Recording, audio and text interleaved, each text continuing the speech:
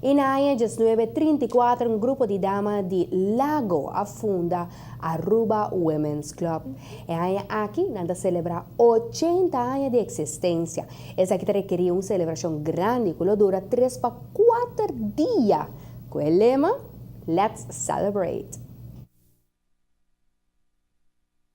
Esse mang de setembro 17 para dia 20, nós temos uma maneira, nós temos mini celebração de 3 para 4 dias. Eta 17 de setembro nós temos uma reunião de nossa membresia general.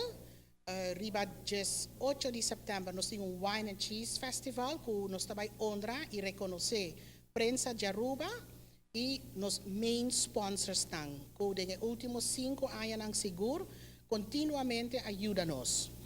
O seja produto e claro a prensa de momento nang de nos press conferences nang e press releases nang.